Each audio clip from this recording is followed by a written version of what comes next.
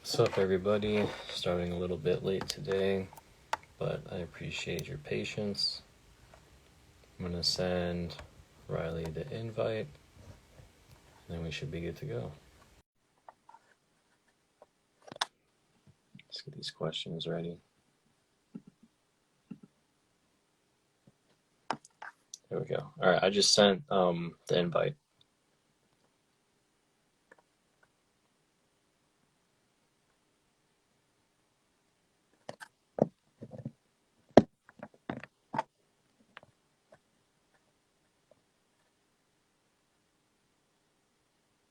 Just accepted. I'll send you another invite. I don't know why it's not working.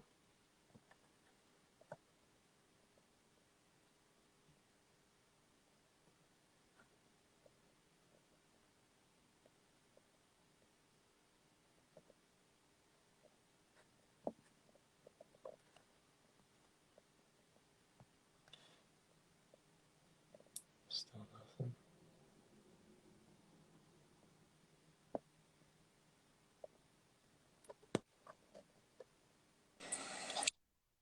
There we go.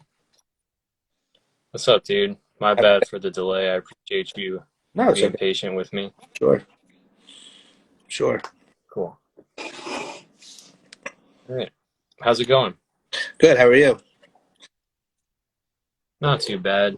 It's been a crazy week, but I'm hanging in there. Still trying to get used to all these weather changes when it's Hmm. snowing one day and then sunny another. So, Yeah, no, it's actually right.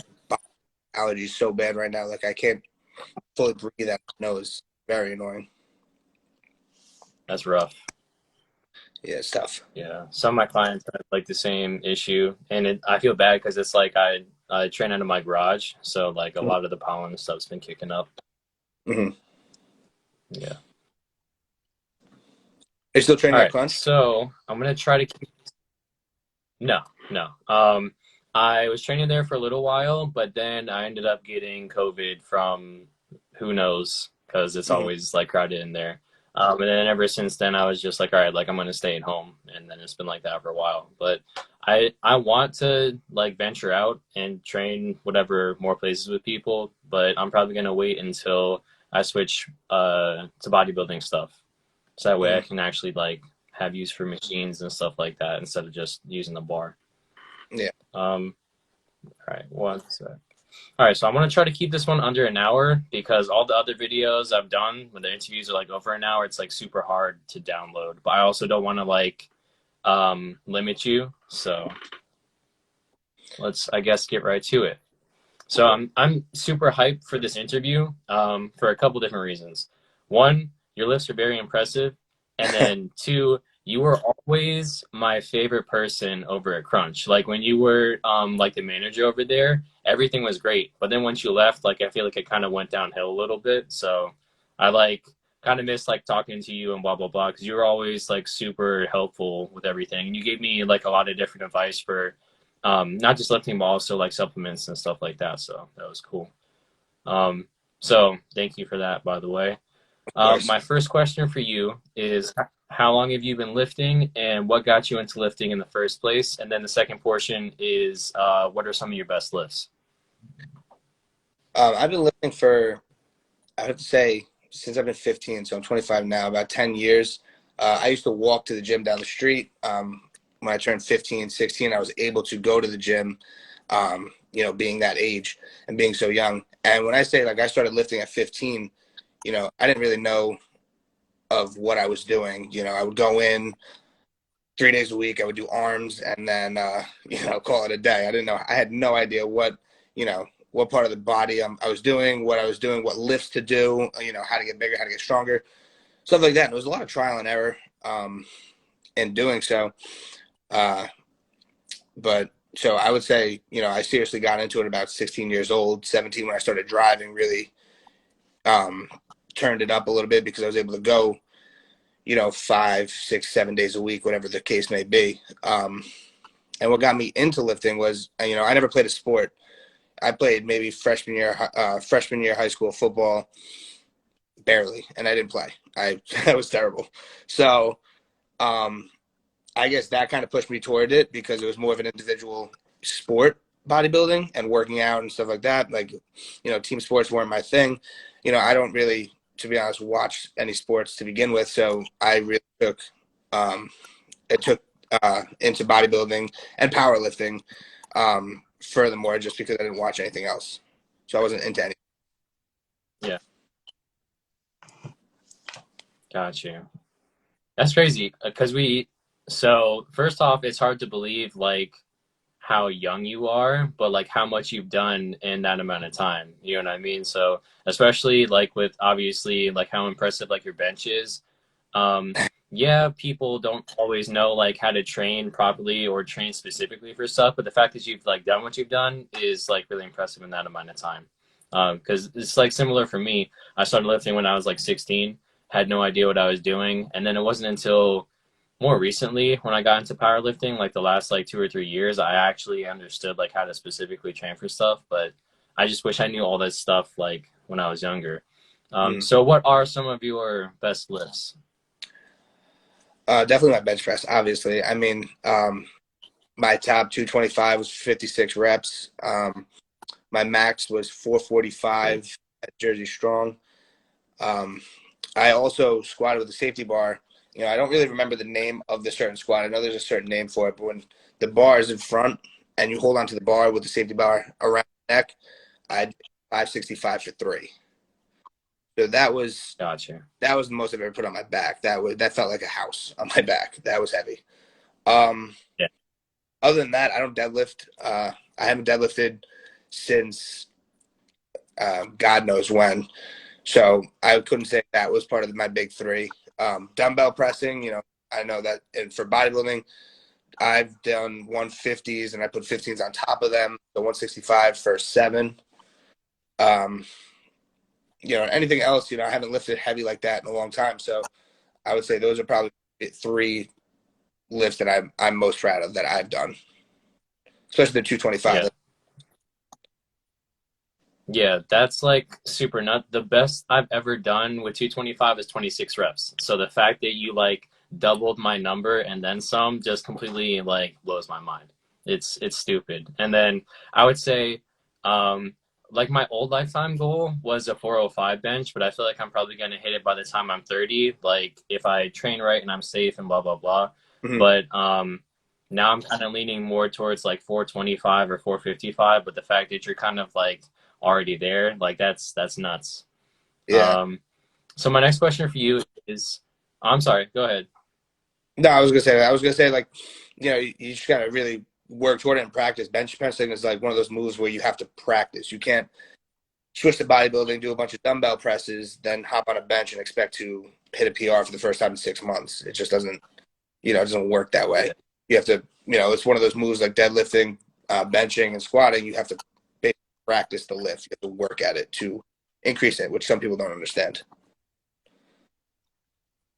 Yeah, and it's crazy because I feel like out of all 3 lifts, the bench press is probably the most technical, but it's also the one that I feel the most comfortable with, especially like when it comes to positioning and leverages and leg drive and like all that stuff. Like it just kind of makes sense to me. So I wish like my other lifts made that much sense to me. Mm-hmm. So my next question for you was, what got you into personal training and how long have you been coaching people? So I started, I started helping friends back, before college and high school, because that's when like senior year of high school, I really started getting serious. I went on to college for a semester. So I went to Pennsylvania. That didn't pan out. School wasn't for me. I came home and I started training boxing classes at Title Boxing Club in Homedale. So I was about, I want to say 19. When I started that, I started training maybe 2 classes, 3 classes a week, for the first maybe year. And then I became, I started working the desk and then became a manager of that gym. So I started really helping people with personal training in, pad work and cardio boxing routines for, that was 4 years. And then when that gym shut down, I started at Crunch, which I didn't personal train. I was the manager. So there was a buffer between teaching classes and one-on-one trainings or group trainings that I do now. There's about, I would say, I think it was a year where I didn't do it. So it was broken. It was broken up, but I would say 4 years of training classes and training groups of people and a little one-on-one to now doing just one-on-one training and having to juggle between many different clients. I've been at Ovox now for 3 years, I believe. 2 or 3 years. That's with COVID. So that's, with that break of where the gyms were shut down, I was still training people, just not as much because obviously, people were scared in the heat of COVID. A lot of people didn't work out, or people really worked out hard. So, there was that weird buffer time between that. But all in all, I guess since from 19 to 25, I've been training people. And then coaching, to answer your question, coaching in terms of like what? Like I do lifestyle personal training, and then there's coaching for bodybuilding and powerlifting. So that I've done a little bit with people, but I rather prefer lifestyle training where someone's just trying to get into shape, or someone's not really looking to step on stage, but to just better themselves, maybe hit a PR here, or look really good, look like, sort of like a bodybuilder without having the stress of stepping on stage. So in terms of coaching, I do, some online coaching for lifestyle and personal training for lifestyle, but nothing coaching for, anything specific like bodybuilding or powerlifting. Gotcha. Yeah, I'm kind of the same way. Like I love whatever powerlifting stuff like that, and I love doing like bodybuilding stuff, but I feel like it's not necessarily that like competing takes the fun out of it, but like there's a certain level of suffering that you have to go through. And like I'm not saying I would never do it because I've always wanted to do like a powerlifting meet, or like I've kind of wanted to step on stage, but I feel like at this point in my life, like that's not a sacrifice that I'd be willing to make when it comes to everything else. So I'm kind of similar to you. Like I definitely prefer just helping people get stronger or like more jacked. It's a lot of fun. I What was have I to gonna agree. say? So where did you? Yeah, my other thing is like, oh, the other thing I was gonna say, like when it comes to like schooling and stuff like that, I definitely agree. I actually went to college for music education, but now I'm running my own personal training business, and it's like, yeah, teaching is teaching at the end of the day, but I like going through college and getting my bachelor's definitely showed me that school isn't for everybody. And now I'm kind of the mindset where it's like, okay, well, I could either go back to school and get like a bachelor's in health and exercise science, or I could just study and get a certification and kind of ride those out for a couple of years. And the other thing that's cool is like because I have my bachelor's, um, even though it's not in health and exercise science, which I think is kind of weird, if I really wanted to, I could get my CSCS certification.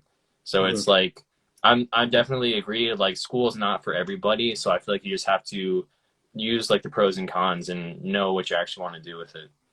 Sure, of course. Yeah. Um, so my next thing that I was gonna ask is everybody sees like how crazy your bench is.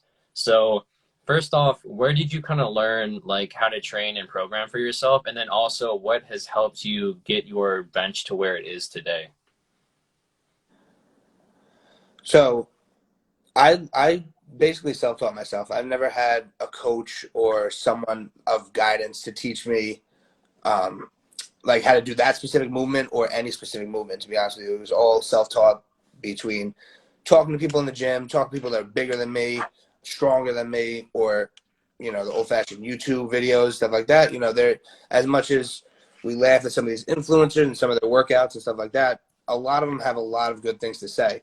Like the powerlifting coaches on YouTube that do specific movements to help somebody like properly set up a bench press, or accessory work for benching, like bands or kettlebells, or different movements like that. So I kind of, again, it was a lot of trial and error, but I kind of found what worked for my body, because everybody's is different, and what seemed to help me increase my numbers while I was bench pressing so heavy. So like a big one for me was a banded bench press, where you would wrap the band around the plates under the bench, and and onto the other side of the bar. I know there are some racks that have band pegs. You can use those as well. I just didn't, in all the gyms that I've been to, we don't have that.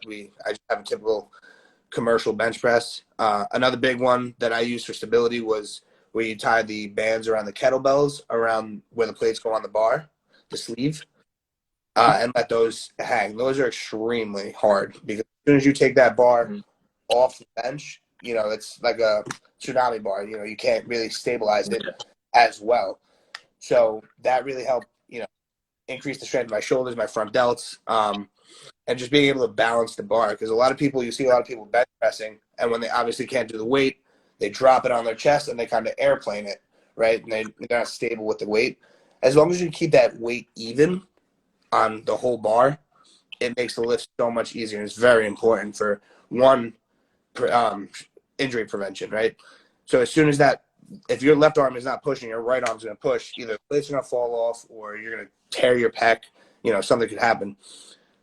So a lot of those accessories are, if not more important, just as important as the actual lift itself, right? Like people just try to I see a lot of kids now, or just even grown men or women just go, 1 plate, 2 plate, 3 plate, 4 plate. You can't do that, right? You have to, you need your 3x3s, your 5x5s, you need your accessory work. You do need dumbbells. You need, even machines to help, or shoulder pressing, on a machine to help, build that strength in that part of the chest. Bench pressing is not just laying under a bar and pushing the bar up. There's a lot more that goes into it, where your feet, down to where your feet are placed, squeezing your glutes around the bench, pinching your shoulder blades back. A lot of people don't know this, but, benching is 100% a full body exercise. You're driving to the floor, you're pushing your shoulder blades back through the bench. Your posture's up, you're breathing through your diaphragm. There's a lot that goes into it that people just think, they can just slap their PR on or their max and bang that out for 1 or 2, and it just doesn't work that way. And that's why everybody's always, oh, my shoulder, my elbow, this, my shoulder, this, my pec, my tricep, that's because you're not building in the correct areas. So it's not it's coming together in one unit. Yeah, definitely.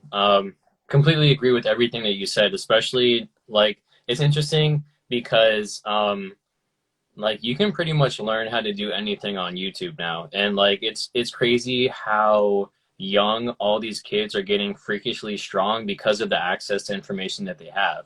And it's cool because one of the things that really helped me become well learned as a personal trainer is I was super obsessed with learning everything about strength, everything about programming, anatomy, blah, blah, blah. And I would, just like you're saying, I would watch tons and tons of YouTube influencers, fitness influencers, and just soak in all that information.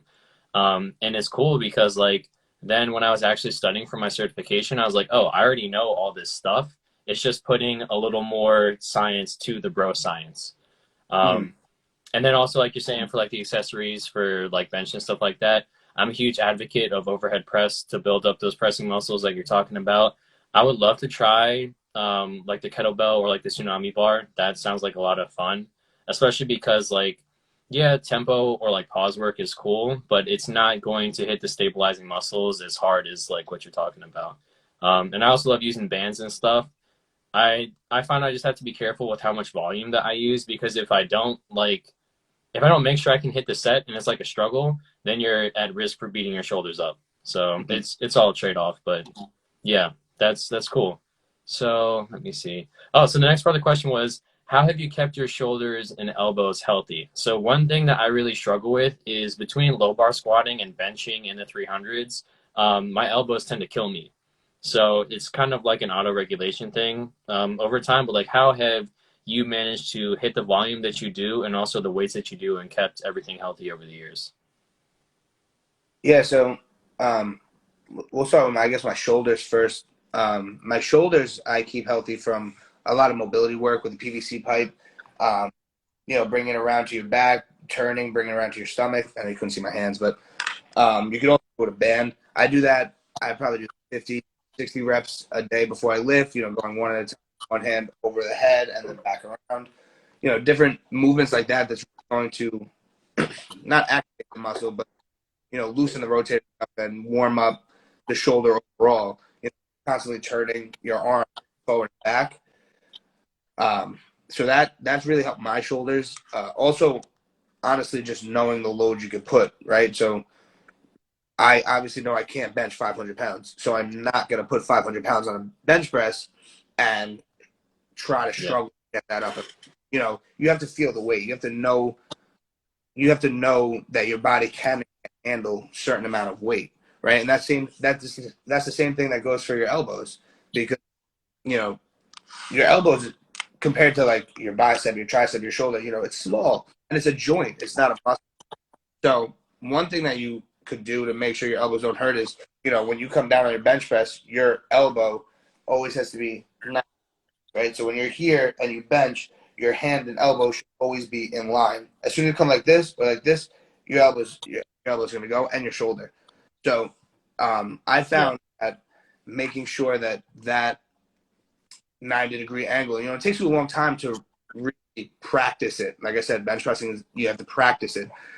Keeping your elbow naturally like that is one of the most important things to bench pressing, because as soon as your elbows come up, that's why everybody starts to drop it on their neck or their face before a spotter grabs it. Is because, once you go like this, turn your hands out, you have no leverage, right? Your arm is not underneath you to drive, your elbow drive through and bring that bar up. So that's big for your elbows and for your shoulder. As long as you're able to do that. And I tell all my, like, you have to practice with lighter weight. You cannot put your max bench on there if your elbows are hurting because of that reason, or your shoulders hurt because of that reason. You have to really, especially warm up before the bench. I do 135, and that's easy for me. That, 2 to 3 sets of, 12, 10, and 8 of just that weight, just to really get the blood flowing. You want to get the blood moving through the arms, your heart rate up a little bit, and your joints warmed up. Because if you're going cold, like if you wake up at 7 a.m. and you're in the gym by 8 a.m., there's no way that your joints are warm. You just woke up. Your body's not completely awake, and some people do that. And I understand people have to get to the gym early before work, but you have to make sure you have enough time to warm up. Warm up at home if you have to, and then go to the gym. But that's where injured is, because they're not either warmed up or properly setting up. Like with their elbows in, or their shoulder blades, so on and so forth, or doing their mobility work. Yeah, definitely. That's definitely, like, sometimes I'll get whatever, like knots, or like my shoulders will get beat up from like overuse, blah blah blah. But I've never had like really bad issues, because I've spent all that time doing that mobility, like you're talking about. Like, I'm a huge fan of the over and backs that you mentioned. Those things are freaking lifesavers. The other is like actually using the barbell itself to, especially if I'm like squatting, because I'm doing so much pressing. All this is going to be super tight and forward rounded. So if I use the barbell to help open myself up, it lets me get into a better position for squats, and that'll help everything hurt less. But it's so true what you're saying, because like I'm definitely of the powerlifting mindset, where it's like, okay, well, if I'm going to lift heavy, why am I going to waste all this energy doing sets of like 10 or like sets of like 12 to warm up? Like, I'd rather like save that energy for later. But then it sucks because I'm in pain because I'm not warmed up properly, just like you're talking about. So that's super true. All right, so the next thing I wanted to talk about was, in what ways did the pandemic affect your job as well as your own training? So like for me personally, when the pandemic hit, I ended up losing my job. And then it really sucked, because I ended up not getting, what's it called, unemployment, because I was a private contractor. So I know you were saying you were kind of like, you did training and then you were like a manager, and then you started at Ovox Gym. So how did the pandemic like affect you personally?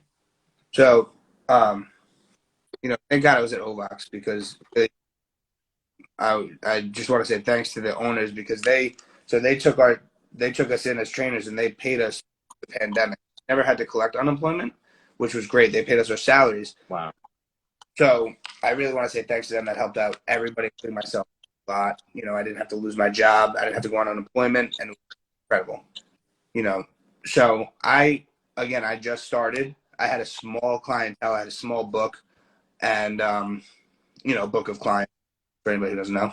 I had a small book of clients who I just had to basically do this with, right? So I had to get on a FaceTime, get on a Zoom, get on any way that I could see them, whether they were sending me videos of them working out and I could correct their form through that, or if they felt comfortable going on a Zoom call or a FaceTime, and I would run them through workouts, virtually. So with whatever they had, whether it was nothing, we were doing jumping jacks, push-ups, sit-ups, burpees, which everybody hates, just movements like that. Or if they had, if they were lucky enough to have some dumbbells or even some bands, anything, we could pick up household appliances, not appliances, household like items like, I don't know, a jug of water. Like I have a 5-gallon jug of water. Yeah. Or a gallon. Yeah. All those. And really anything that you do just to stay moving. It was a lot of also outdoor activities because of it was during the summer, right? It was around this time last year. This was actually, today is the 2-year anniversary of the first shutdown. So, it was starting to get warmer out. So I was, I would actually go and I'd bike road with some of my clients. I would meet them, we'd ride the bike or whatever the case may be, any way to keep them moving, keep them in shape. And those clients today that I really stuck with through COVID, I have a bond with a lot of them. Most of them, if not all of them, are still with me to this day. So, once you make that connection, it doesn't matter if there's a shutdown or, or the gyms are open. You just got to keep your clients moving. And we just did the best that we can. And now for myself, I was lucky enough to have, at my mother's house, she had a bench press, and a lot of it's on my Instagram. She had a bench press with weights that go up to, I think, 205. She had a small, terrible pull-down system that I put a towel on for like rope push-downs and stuff like that. I did the best I could, I had one pair of 20-pound dumbbells. So it was a lot of like barbell work, like bent over rows or bench pressing, and obviously not dumbbell. I could dumbbell row 20s for all day. But, it was anything to do, push-ups. I did a lot of biking. I would go down the Henry Hudson Trail or, I'd go into Sebring and go on probably like 4 or 5 days a week. I would do a lot of biking because everything was shut down. So I wasn't working, obviously, other than when I, FaceTime with my clients. But again, I had a small book. So I wasn't working often. So I was able to go places, and even, I took a couple of vacations to places that were open, like Florida. So I was able to use their gyms when they opened it early. So on and so forth. But then Ovox opened their gym early outside. I started using the outside gym. And then I created my own gym in my house, which I know that's your next question. Yeah, I was going to say, I think like stuff like here and there of like your home gym is really nice. Like similar situation for me, I was really lucky because my friend Ben had like his own like home gym setup. So I was able to like mooch off of him. And it was cool because he had like a power rack and then like a lat pull down and adjustable dumbbells and like blah, blah, blah. So it was cool because like even though even though I didn't have access to all these different machines and stuff, like you don't necessarily need all the best machines in the world to make gains. Like as long as you have a bar and like a couple of dumbbells, like I feel like you're good. And then also like you're saying, like going for bike rides and stuff like that, I feel like some people, and I was definitely guilty of this. A lot of people tend to be very like one-sided when it comes to their training. And I was a huge like, oh, you just need to lift weights, bro. Like all you need to do is lift weights. And I like kind of hated cardio until I found like I actually enjoyed going for walks or like hikes or stuff like that. Or I recently started doing like the stationary bike, and I actually don't mind like going for bike rides. So I definitely think like finding what works for you is going to be crucial. And then like you're saying, as long as you're moving, like that's the main thing. That's what's going to help keep you healthy. So the next thing I was going to ask you is, what are your essentials for your home gym? Like, because I've seen like you have some really nice stuff, but like, what is like your bare essentials? I guess it depends really. Like for me, because I didn't have much of a budget, I went all out on my gym. The cable machine is definitely not essential. I went above and beyond on that one. But, a barbell is essential, and dumbbells really are the only two real essential things. Because if you have dumbbells that go up to, 50 pounds, 5 to 50, and then a barbell with some plates, you can really do, I would have to say, every body part that you can, Yeah. even if you rack, you could, you know, squat with the dumbbells because, it might be difficult to get the bar up over your head and onto your back, but you could do basically every single workout or every single body part that you can with some limitation with just a barbell, some plates, and some dumbbells. So I would have to say that's my only two real essential. The bands are also great too, and they're cheap, but I wouldn't even say they're essential. They're just Yeah. help, in terms of like doing, a set of 25 curls with a band or something like that. But again, still, you can do that with dumbbells. So I would have to say just a barbell, some plates, and a couple dumbbells would just be ideal. And then if you could get a kettlebell or two just to mix things up a little bit, that would, in my mind, that would really be it. But I have, of course, a lot more than that. So what are some of the things that you do have? So I have a Rogue squat stand. So it's not a full rack. It's just a stand. It's two pegs that go up and then safety bars that come out, that I can squat on, bench on. I have a free weight movable bench. And in the room that all my equipment's in is completely matted down. I have wall-to-wall mirrors in the room. I have a Life Fitness, I believe it's dual cable system. So I have the two cables I can do cable flies with. Basically anything on the cable. I have many different cable attachments like the rope, the bar. I have dumbbells, 50 on a dumbbell rack, and then I have a recumbent bike, like a stand-up stationary bike. And I had like a TV in there and stuff. It was like basically a really small gym, like a really small commercial gym. So it was great. So, but that happened. With you, I have not used it since the gym's opened up again. I haven't gone in there. So, Got you. If for a pandemic, definitely essential, but for day to day, it cost me a lot of money, and I have not used it in almost a year. Just because the gym's open, just because I work in the gym, and some people like the home gyms, so they like to be away from people and like to. I personally like, so I like to, it's more motivating when people are in the gym with me working out. So that I don't use personally my home gym unless there was a snow day or something and I had to work out. Yeah. Yeah, I'm definitely like the same way. It's also funny that you mentioned kind of like the bands and stuff because I remember trying to go on Amazon to buy like the like tube kit that you attach into the door because I was like, okay, well if you have that, then you don't need a cable station. It's basically like a mobile cable station. These things were sold out for months, dude.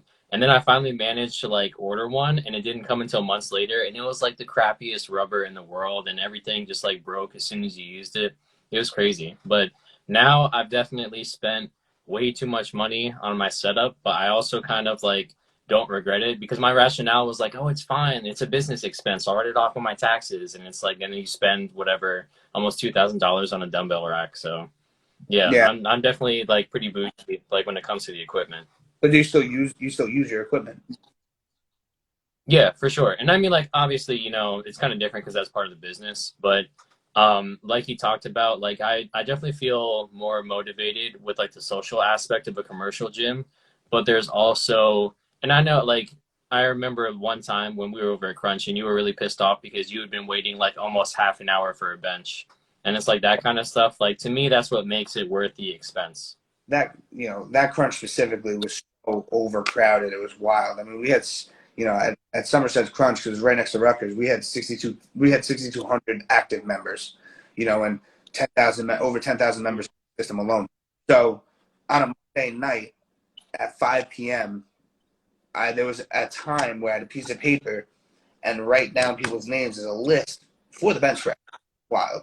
That was that was absurd. I would never do that again. That was crazy. Yeah. Yeah, so that's definitely part of the appeal, you know what I mean, of my business is like you come in, you spend whatever your 30 minutes to an hour, and then you're gone. You don't have to wait for anything. You don't have to deal for anybody. Yeah. So that's probably the part that I don't miss about like the commercial gym, but I definitely miss like all my boys, everybody hyping you up and then hitting a big lift and everybody's happy for you while you're there. So um, let me see what's next. Okay, so how did you maintain and develop strength and size while the gyms were closed, and what kept you sane? So obviously you said like you found that you really enjoyed bike riding, but as far as I could tell, like you stayed jacked throughout the entire like pandemic. So like what really helped you like maintain that slash grow? So while the gyms were closed down, I decided to, I thought it was a good idea to start bulking.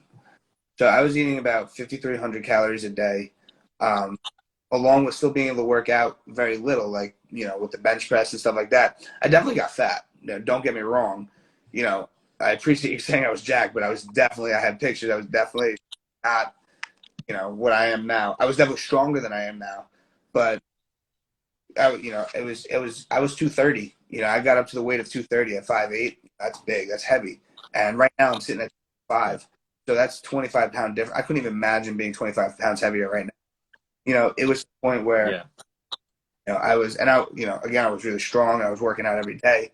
So I wasn't fat. Now, let me say, like, I don't want people to think like I'm talking like I was overweight and stuff. I was just big. I was huge. I was massive. So doing day-to-day things like tying my shoes, I was out of breath. It was way too heavy, way too much strain on my back. So I guess it was really just an illusion of being jacked because my t-shirts were tight. But I was eating a lot. So I was still dieting like I do now. Weighing out my foods. I've been weighing out my food, my rice, my chicken, my beef, my potatoes since high school. So that was nothing new to me. But eating 5,300 calories in clean foods is a lot. You're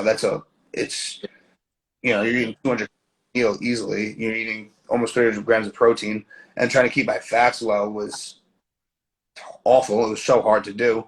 Just from trace fats from the food alone, I was taking in, so much food. So, I definitely put on a lot of weight and that's why I may look so jacked. And I was still, again, working out. I still had a bench press. I still had the barbells. I still had some dumbbells. And then, as the pandemic went on, I got more stuff for my home gym. It wasn't all done in one shot. I had a machine right away, obviously, but I had a dumbbell rack like first thing, and I had like a terrible, terrible free weight bench. So I was able to dumbbell. I mean, granted, it was 50s, but that's a 25. The chest starts to burn. Slow and controlled reps. And that's when I really started taking more toward bodybuilding, right? Because I couldn't go as heavy as I wanted to because I didn't have weights that go up to 405. I had dumbbells that go up to 150. I had 50. So, you started learning these new movements that you take. Like I took to because, I purchased workouts and doing more reps and more slow and controlled time under tension reps. Made a difference. So that really helped me a lot. And that helped me now to today that I was able to do that then. So it kind of sets me up for now. But again, I definitely lost size. Not size, strength. The lift where I was dumbbell pressing 150s and 15s on top of them for 7, that was before COVID. I wouldn't even think of that now. I don't even think I could do that now. 150s are heavy now. So, I definitely put on size, but I lost a lot of strength because I wasn't lifting as heavy anymore. Once you stop lifting heavy, you don't keep lifting heavy. You lose it. Yeah. You have to retrain for it. So, to answer your question, I definitely got bigger just because I was eating a lot more and still working out, but the strength definitely went way down, and I'm still not,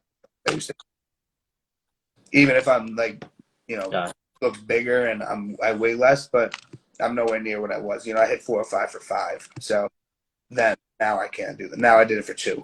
So Yeah. That's crazy. It's wild because so like for me personally, the heaviest I've ever been was 236. Right? And yeah, I was fat. I was like pretty much to the point like that I was like obese at that weight because my frame is not meant to hold that. And I remember like when I first started eating clean, my coach had me eating around like 2,900 calories. And I'm like, dude, this is so much food. Like there's no way I'm going to be able to finish all this. So I'm just imagining like not quite like double that. And obviously you have more muscle on you, so your metabolism's a lot higher. But like I can't imagine trying to eat that much food. Like that's crazy. And 300 grams of protein, like that's a lot, dude. That's crazy. So right now with my coach, I'm training for my shows. I start prep in May.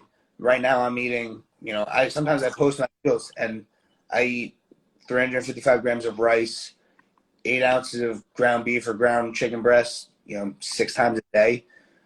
Taking in about right now I'm at 600 carbs, 250 protein, so it's about and 50 fats, so it's about 4,400 calories, I believe now. And that, to be honest with you, for me right now, that's easy, easy to eat. You have to train for it, like your stomach muscle, so it grows it expands as you. Don't get me wrong. When I first started eating like that, I definitely threw up, 100%. But it gets easier and easier and easier. Yeah. And that's too. Like, I'll have a woman who's just eating 1,000 calories and they don't know why they didn't lose weight. They force feed themselves a little bit to 1,600, 1,600, then they drop 10 pounds. And they want to know how the hell that happened. So, if you definitely eat like that, but once you get into doing it, it does get easier and easier and easier. You just have to do it very slowly. You can't just jump from 2,900 calories to 5,000 calories in a week. You have to do it gradually. Right. So that's what I did, to get up to that high. But it was tough. And it still is tough. That last meal is not easy. Yeah. Yeah, I feel you. The hardest part for me is like I'm not like a breakfast person. So it's like to wake up first thing in the morning and try to have like eggs, something like that. I'm like, dude, I don't even want to eat yet. So that's what to do like fasted cardio. So that's what we're different. Sorry, Like say that again? So that's what we're different. I wake up. My first client's at 5:45 in the morning. So I wake up at 4:30, and before I shower, before I do anything, I open my eyes and I start eating. So my first meal is at 4:30 a.m. and my meal is like roughly 9 p.m. depending on the day, and it's every 3 hours between every three to five, depending on the clients and stuff like that. But it makes it easier when your meals are prepped. But yeah, the breakfast thing, Yeah. I tell a lot of people are like that with not being able to eat breakfast. I hear that all the time.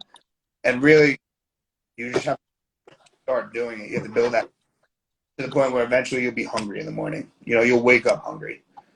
So, and when you get your calories high enough, you're going to have to eat. You can't eat that many calories in the span of like intermittent fasting hours. You have to eat in the morning first wake up. We've all heard the most important meal of the day, and it definitely is when you're in this sport. You can't.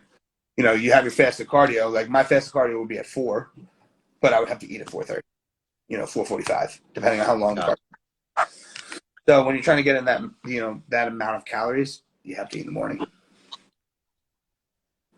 Yeah, for sure. And it's definitely something like I've started to become more accustomed to. Like after, at first I didn't really like the idea of fasted cardio because I'm like, okay, well, why would I be like starving myself? Because in my mind, I'm like, okay, well, if I try to lift when I'm fasted, I feel like trash. But when I'm doing fasted cardio, I actually kind of feel pretty good because like I don't have anything in my system to kind of weigh me down. And then it makes me more hungry like later on because like my metabolism's like started and everything. So I definitely feel a lot better that way. But like again, like all of the stuff that you're doing is like super impressive, especially waking up that early and then having like the discipline to do your cardio, get your meals in, and then start like your day with your clients and stuff. It's not easy, so No, that's cool. and there's definitely Um, stuck. yeah, for sure. That are like so hard to wake up at that time, and definitely hard to get food in at that time. 800 calories at 4:30 in the morning is Yeah, that's crazy. So my next question for you was, what's your approach to programming for strength versus size, and what are your favorite high intensity techniques? um, programming for strength. So it's in my opinion, first of all, it's down to diet for size specifically. Because if you're under eating, you can't put on size, obviously. 80% of it is Yeah, diet. So, that's the one thing. Let's start with that. And then 2, for strength training uh, and programming for strength is way different, in my opinion, than someone who's coming to me for bodybuilding, right? Like, we're not worried about too much hypertrophy things, you know, where I have to disagree at some points with some bodybuilders, but we're not too worried about, you know, hitting 225 to 56 reps. You know, we're not worried about, you know, slow and controlled tempo movements on the incline dumbbell press, you know, stuff like that. You know, so when you're programming for someone like that, you're programming for stuff based around their big three, right? Their squat, bench, and deadlift. So, you know, if you want to put on some lean size and look like a bodybuilder, chances are you're not going to bench press. You may squat. Most coaches won't have you deadlift. And I wouldn't have you deadlift for that. But again, if you're, you know, I feel we're talking two different sports here, because if you're training for the strength, yes, you can get stronger with your bodybuilding workouts, but you're not gonna go to a meet, right? Bench with people who train to bench heavy. You're not gonna go to a meet and train. You're not gonna go to a meet and squat as heavy as you can against guys who do that for a living, do that for a sport, you know. So, you know, in my opinion, it's two different sports, it's two different things, different programs, you know. Um, so high intensity is different than like your 1 rep max, your 3x3, 5x5s, your deloads, you know, stuff like that. Both programs would involve deload, but you know, a little bit than like a deload on a bench compared to a deload on bodybuilding. You know? So, my approach, I guess, for strength training, I would, you know, I probably said it already, but I would base everything off of obviously the big three, right? So like I would have you bench press, do your programming for 3x3, 5x5s, or whatever the case may be, and then do your accessories off the bench like a banded or a kettlebell or stuff like that. And like an incline bench, you know, helps with that. You would go right into an overhead press. You know, it wouldn't be a chest day, it would be like a push day, right? Which I'm not a fan of that term, but then, you know, to put on size, you want more hypertrophy workouts. You want to really break down the muscle. You know, you really want to the muscle with blood. You really want to train for that. You know, you're not taking your body to complete failure, but you want to train to stimulate the muscle fibers better than you would with a 1 rep max. You're not really stimulating anything with a 1 rep max. So, you know, in my opinion, they're completely two different sports. So the programming would be completely different, right? And the diet would be completely different. You know, it all depends. And then favorite high intensity techniques in terms of what? Like hypertrophy workouts? Yeah, because so like some of my favorites are like drop sets or like AMRAPs or stuff like that. So like what are some of your favorites or like your go-tos? My go-tos are definitely a drop set, right? Like even for my powerlifters, you know, if you do a 1 rep max, I was a firm believer, like that's how I got my bench press so heavy. So you loaded so much weight onto yourself for 3, for 5, for 8, for 1, for 6. You know, now you have to feed that muscle, right? You need to push blood into that muscle as you can on a bench press, on a squat, on a deadlift.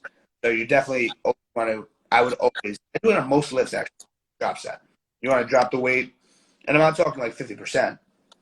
I'm saying like, you know, let's say in terms of I was dumbbell pressing, flat pressing, I did the hundreds for 8. I would drop down to like the 80s for as many as, you know, not a big, huge drop, just enough that your body can handle it. And you're still going to get like, you know, with that kind of, you're only going to get like 8 reps, but you're taking that muscle to failure, right? Like you're not going to be able to get anything past 8. You're going to hit that wall and you're just going to drop the dumbbells. So that's definitely a big one for me. Drop sets, 100%. Right now I'm doing back off sets, which is similar to a drop set. So you would still have your break in between the sets, but the last set is lighter than your top set. But there's that break in between that minute break. So it's not an immediate drop set. It's you're backing off the weight, your back off set. And then just your typical, you know, your 12 reps and 15 reps. Sometimes it depends on the muscle. Like, you know, some people say if you're doing more than 15 reps, the weight is too light. I disagree. You know, I curl. Your biceps don't need any heavy weight ever at all. I curl sets of 20, sets of 18, which I don't know why 18 is always a number for me. 18 is always for me. But 25 reps, on a face pull for your rear delts, 30 reps, 25 reps to really get as much blood, push as much blood into that muscle, small muscle as you can. So those are my, I guess, 3 most effective for me high intensity techniques that I use. Other than that, also your calisthenics, of course. Like, I would do push-ups in between, off the bench in between like an incline dumbbell press and stuff like that, just like a superset, which is also a great way to get as much blood into that muscle as you can, especially for chest or, for back. Back might be difficult because when you're fatigued, you can't do that many pull-ups. But, push-ups off an incline bench is super easy and it's super effective way to get as much blood into that muscle and fatigue that muscle out as much as possible without having to go to a failure. Yeah. Yeah, I love absolutely everything that you said. And it's funny, like there are certain times where there's definitely an overlap of the training styles, but I definitely think you're right when it's like, okay, well, especially if it's like strength building, if you're specifically training for a 1 rep max, you're gonna lift completely different than if you're trying to break down the muscle. Like, super agree. But it's cool because like, especially when I was prepping my clientele for my bench competition last year, I would have them do drop sets so that way they can experience what it's like to do something difficult, but like in a safe manner, right? So typically, like, especially if you're dealing with beginners, once they kind of start to feel the burn and they never push past that, they kind of just give up as soon as it hurts. And it's like, no, like you need to experience what it's like to actually suffer a little bit, but keep on pushing through. So, even though for the most part I train my clients for strength, I definitely use a lot of bodybuilding tactics and techniques to help them develop that. And then like you're saying for like banded work and stuff like that, like I incorporate all that as well. So my next question for you is, how do you keep yourself motivated and disciplined over the years? Because you've been lifting for a long time, like a decade, maybe like a little bit more. So how do you maintain like this journey? So I always set goals for myself.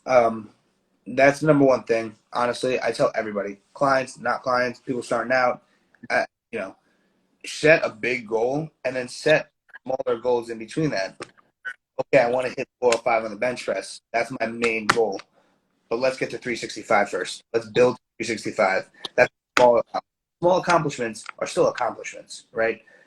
I don't discredit anybody for getting a small 5-pound PR. That's a PR. PR is a PR, right? So, you have to have your goals. If you don't have a goal, if you're not working towards something, if you're not driving towards something, then it becomes repetitive. And that's when you don't want to do it anymore. That's when you get sick of it. Why am I eating so clean all the time if I'm not eating clean towards something? Why can't I have this bowl of ice cream if I'm not working towards something? So you need to work towards something. You always want to work towards something. Like me, I start prep in May. I have 2 shows in August. So that's a goal of mine. So now I'm 100% focused, 100% ready, dialed in, driving toward that goal. I try to keep myself as motivated and disciplined as possible, but it does get hard. I will admit, when I didn't have a goal before, during quarantine, of course, like you question yourself, why are you putting your body through this for working out specifically? This goes for everything, but working out specifically, why am I eating this much rice chicken and cooking this much meat and making these many potatoes if I'm not working towards something? Why can't I just have a bag of chips or whatever the case may be, a snack at the movies or something? Like, what am I working toward? So that's how I always tell all my clients, let's set a goal. Even when we start, when they see me, let's set a goal. Whether it's anything, squat this much, bench this much, look this way, you want to go to Florida in June or whatever. I want to look good for this. I want to lose this many pounds. I have a wedding coming up. You have to work towards something. And even when you hit that goal, set a new goal. Take it again farther. Yeah. You can always better. And that's what you really have to do. You have to, don't settle. So that's what's going to keep you motivated. That's what's going to keep you disciplined. Not, you look great, but you don't look your best. You're never going to look your best. You got to work toward your best, at all times. And that's what's going to keep you, going and doing this stressful thing to your body, or, whatever the case may be. And that goes again for everything, not just working out. You want to buy this car, or you want to buy this house, you got to work towards something. You got to build something. So that's what's always done it for me. Yeah, I definitely agree. And honestly, that's one of the things that really helped me get through quarantine. Because like I said, like the heaviest I ever was like 236. And it got to the point where, like you were talking about, like I just didn't feel good. Like my joints hurt all the time. I would be out of breath doing everyday things. And I'm like, I don't like how I look. So when the pandemic happened, that's when I really started taking care of my health, and I was able to lose the 51 pounds. And once I achieved that goal, then it's really important, like you're saying, okay, like let's move on to the next thing. Because if you don't, you kind of just sit there, you're like, okay, well, now what? It's like, okay, well, why did I spend all that time losing all this weight if I'm just going to gain it back, or like something like that? So I definitely agree. Like having goals is huge. And also having, just like you said, goals that are like measurable and specific is good too. Because it's one thing if you're just like, yeah, I kind of want to get stronger. But it's like, if you have that number that you're trying to hit, it's going to drive you a lot harder than if you're not really seeing your improvements and not seeing yourself getting closer and closer to the goal, for sure. Yeah, that's a big thing. Let me see. Like you just said, people have outrageous goals. You just start lifting this year and you want to hit 4 or 5 bench. Okay, that's great. That's not going to happen anytime soon. So let's work toward specific little goals that are obtainable over the course of however many time you're doing it to reach that big goal. Because also, if you just set an outrageous goal and it takes you forever to do it, you're also going to lose motivation in that. So it has to be little obtainable goals that you can work toward. Like I said, 405 is the main goal, but let's get 225 first. Let's get 245, so on and so forth. Let's get these little goals to keep yourself going rather than just looking, for something that's going to happen in 10 years. Could never. So, you have to have little that are just as obtainable as the big goal. Yeah. So I just have my next one's kind of like a filler question. It's basically like, what are your top exercises for building muscle? But I'm like, we all know, you and I mean, what the typical go-tos are. I think what I want to know is, now that you've been lifting for a while, do you tend to prefer machines or free weights? Especially for you, like if you're prepping for a show, like what are your go-tos? Yeah, so I mean, they all do different things. There's no preference in my eyes. Like everywhere hits a different angle, and I'm huge on different angles, right? So like an RDL is not going to do this. A dumbbell RDL is not going to do the same thing as a seated hamstring curl. And loaded seated hamstring curl. Yeah. In my eyes, just Yeah. loaded compared to regular doesn't mean much. Chest press is a chest press. It's, curl is a curl, but there's room for both. You never want to just do machines. You never will just want to do free weights. You want to incorporate everything to get every angle to make yourself, to achieve what you want. With doing so, you need, maybe not a barbell, but you do need dumbbells, and then you need the machine, you need the plate loaded machine, you need everything basically.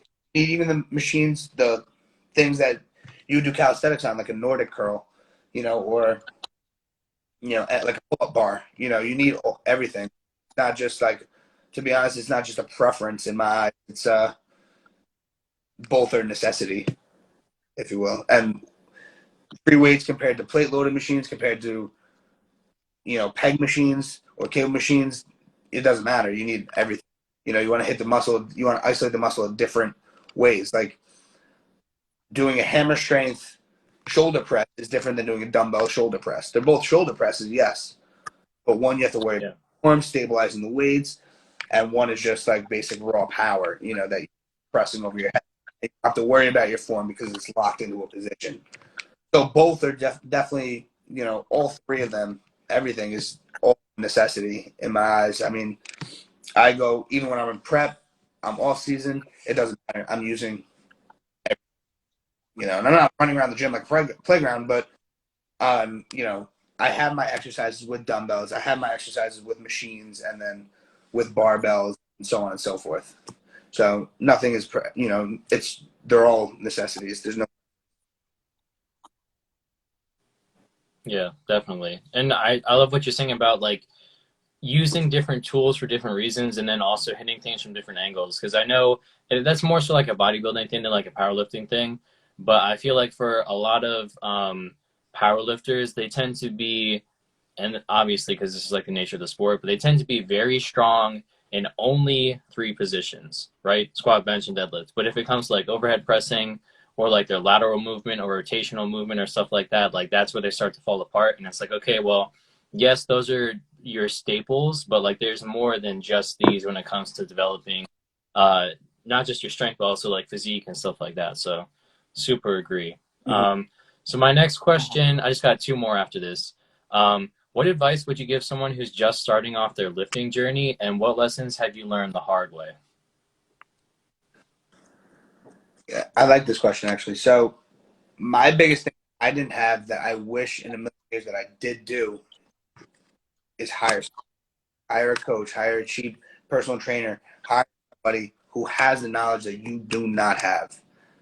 You know, I don't know where, I started, like I told you, I started with not knowing anything, doing YouTube channels and this and that. And it takes a long period of time to do that. Yes, it's self rewarding, but if I hired a coach from when I started, who knows where I would be? Maybe I would have competed 4 years ago. I would, so, and then they would just, it might cost money. I know everybody's young. It might not be in their eyes to spend whatever they can, whatever the case, $100 a month, $200 a month, whatever the case may be.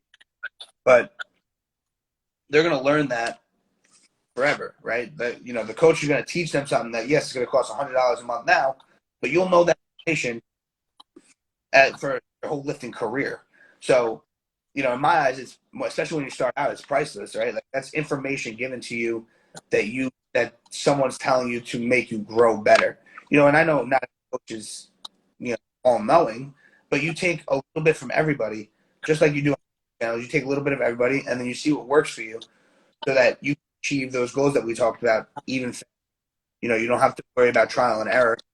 I mean, everything's trial and error, but at least you have guidance into those. Like I said, I was going to the gym 3-4 days a week when I was doing arms 3 days a week. It's like I had no idea what I was doing. But if I had someone to tell me, okay, we're doing this on chest day, this on back day, this push day, we're powerlifting on this program, it would just make everything easier, so that I would be way more advanced than I am already. I would have been more advanced at a younger age.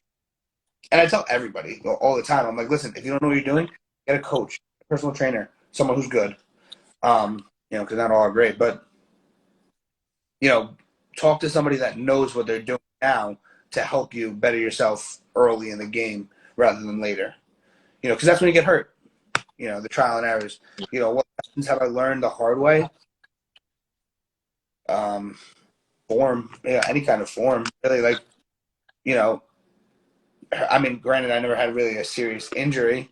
I did have back surgery, but I never had a serious like torn rotator cuff or something like that.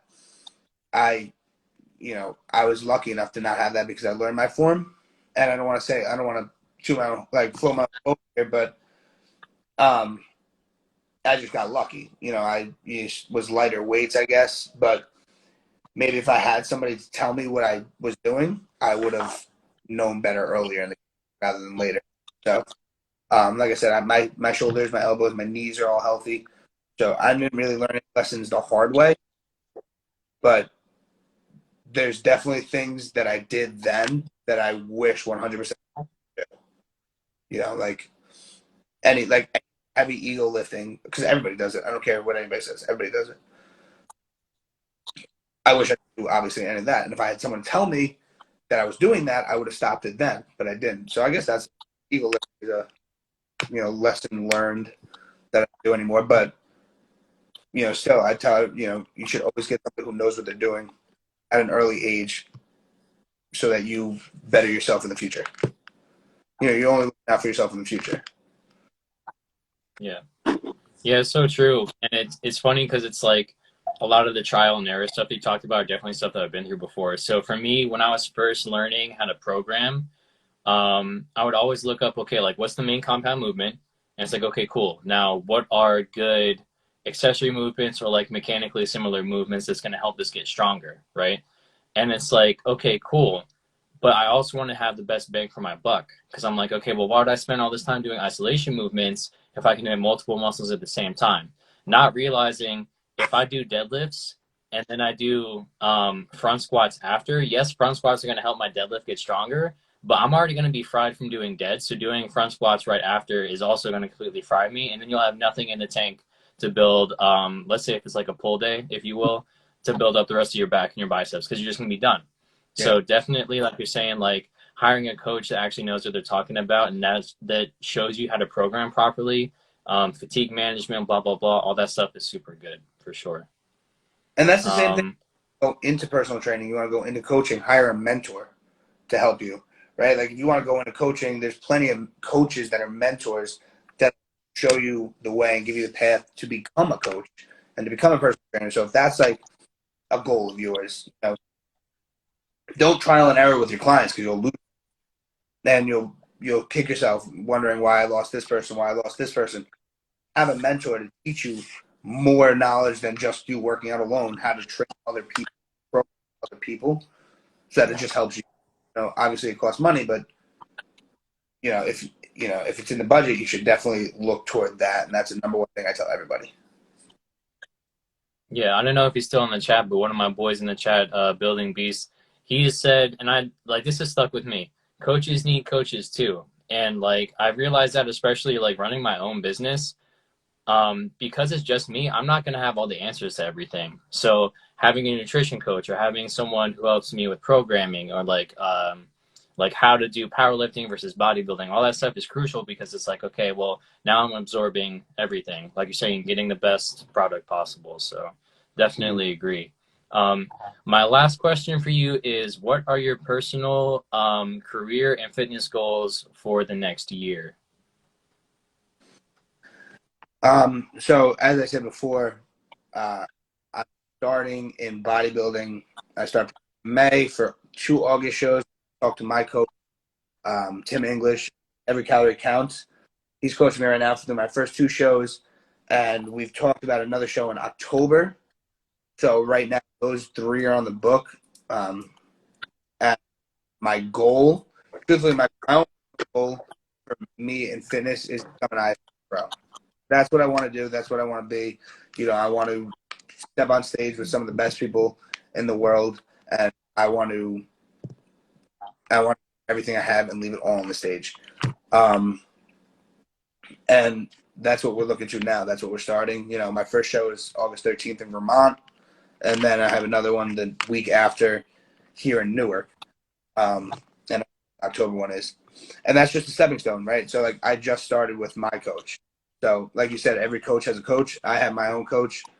I started with him not too long ago, maybe 8 months ago. And he'll be there for all my shows. So he's going to put me through the first couple, and hopefully by the end of August, I could at least qualify to become a pro, an NPC pro, and then move from there. Next year, I'm competing at a pro level. So that's that's the only thing I'm looking toward right now. That's the only thing I'm focused on. That's what I'm driving toward. And then I don't have any specific goals for like a career in personal training right now. I'm really happy with the spot I'm at now, and just building my books as they go. Because as you know, as a personal trainer, books shrink and they get large. So it's really just maintaining the people I have and maybe getting more.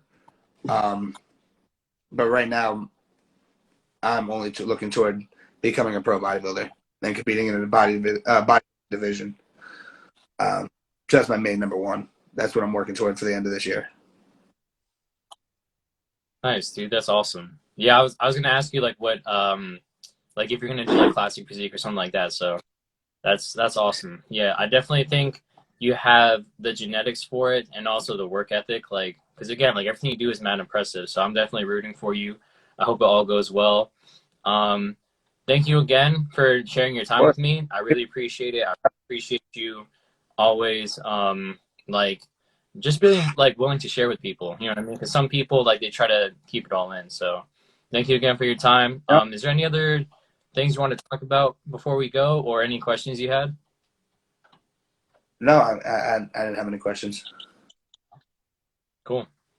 All right, Cool. sir. Well, thank you again for everything. I'll probably, yeah, no problem. I'll probably post this sometime within the next couple of days, and I'll be sure to tag you. So enjoy Thank the you. rest of your night, and I'll talk to you again sometime soon. Good talking to you. All right. See you.